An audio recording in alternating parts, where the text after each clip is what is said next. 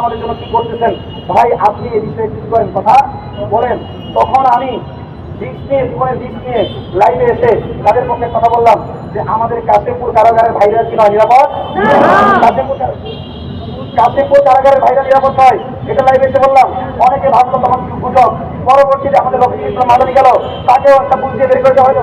এরপর আমাদের মাহবুব হোসেন কর্মী ভাই গেল, তিনি 6টা মাস বের করলেন এবং পত্রিকায় আসলো 209 জন কারাবন্দী পালিয়েছে। আমার কথা হইলো এটা গুণে থেকে কাশিমপুর কারাগারে গণকবর আছে কিনা এটা তদন্তের জোর দাবি আমি জানাচ্ছি। যশোর কেন্দ্রীয় কারাগারে থাকাকালীন এই সুব্রত কুমার বালা অসংখ্য জুলুম নির্যাতন শুধু মুসলিম হওয়ার কারণে আমাদের উপর পড়েছে। আমি এই সুব্রত কুমার বালার মৃত্যুদণ্ড চাই। এই সুব্রত কুমার বালার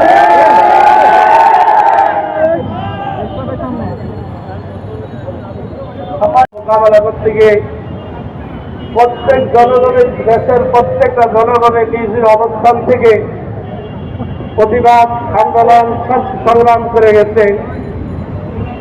2011 সাল থেকে নিয়ে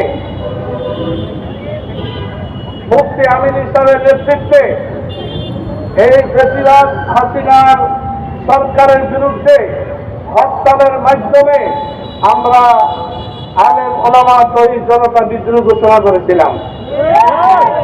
আপনারা সে সময় দেখেছেন, সেদিন থেকে নিয়ে আমাদের সরকার আলেম ওলামা শহীদ জনতার উপরে নিপীড়ন চালাচ্ছে। এক একজনকে এক এক তোকমা দিয়ে, এক এক রকমের অভিযোগ দিয়ে তারা জেলখানায় বন্দী করেছে। সে 2011 সাল থেকে নিয়ে আমিন ইসলামের হত্যার মামলায় অনেক আমি আসামি নিজ।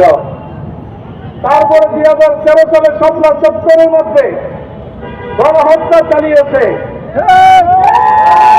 এবং গণহত্যা নিজেরা চালিয়ে আবার বাংলাদেশের মাদ্রাসা